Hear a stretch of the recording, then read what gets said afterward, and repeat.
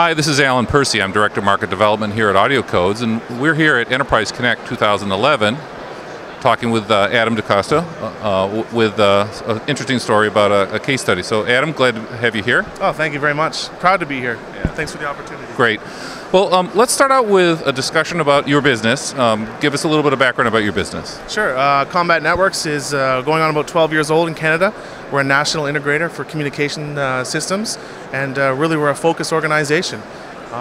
We focus on the Avaya platform, and we have products, example, like AudioCodes that help us bring that whole solution together for our customers.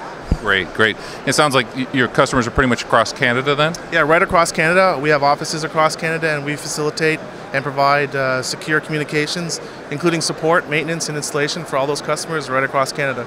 Excellent, excellent.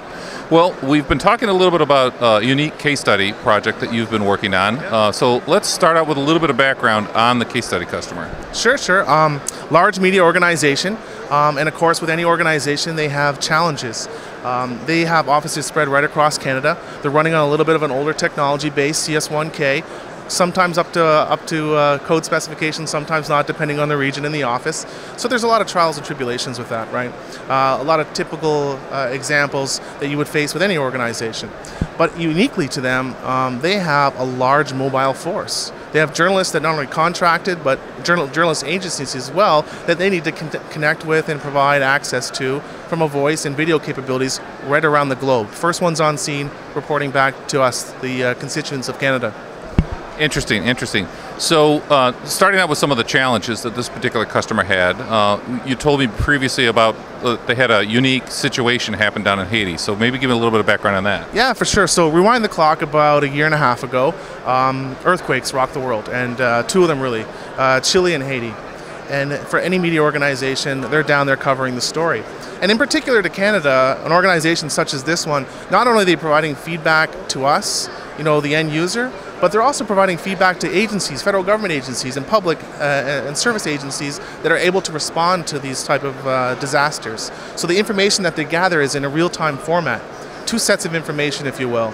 The typical blog post or the media archive that sort of takes place over time, but really what they're fundamentally doing is providing real-time information over a communications infrastructure, typically the cellular. But in this case, because the earthquake completely wiped out all the cellular communications, so there was no way for them to communicate back with head office.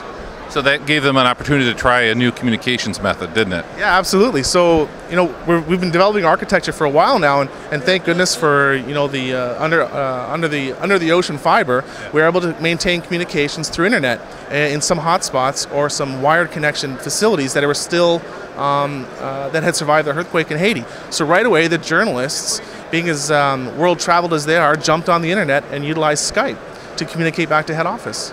Very interesting. Okay, so now they've gotten a chance to use Skype a little bit, and maybe sort of one-on-one basis.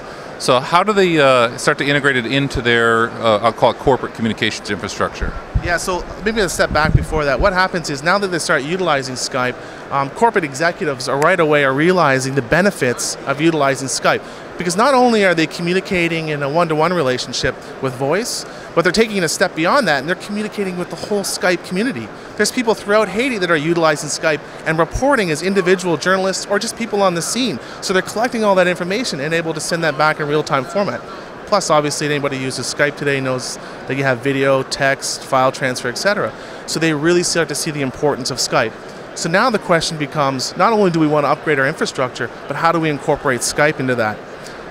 So that, of course, leads to the question, how do they integrate Skype into their existing infrastructure? Okay, great. So there's some challenges around that as well, right? You got security issues, you've got incorporating into their existing CS1K infrastructure, and that's where AudioCodes, we felt, had the best opportunity to interface with that.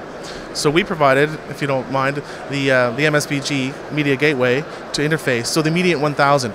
Because it provides a couple of opportunities to connect, right? Does the traditional TDM on the backside with the CS1K, provides the IP interface for a SIP connectivity. And if you look at Skype today, they have an application or a gateway called Skype Connect, which is really the business front end of Skype.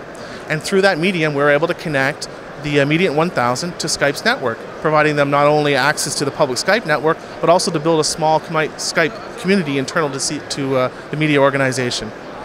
Got it. So now they've integrated Skype into their CS1000 environment. They've gotten a chance to start to experience it. Maybe tell me some of the results that they've been able to realize. Yeah, so they're still in the testing phase, but what we've been able to determine is not only are they able to build an internal Skype community within the organization, and that means utilizing the existing dialing plan and utilizing the Skype client to call each other within the office and across offices. But what they're also able to fundamentally do is create local business numbers within all of their regional offices right across the world.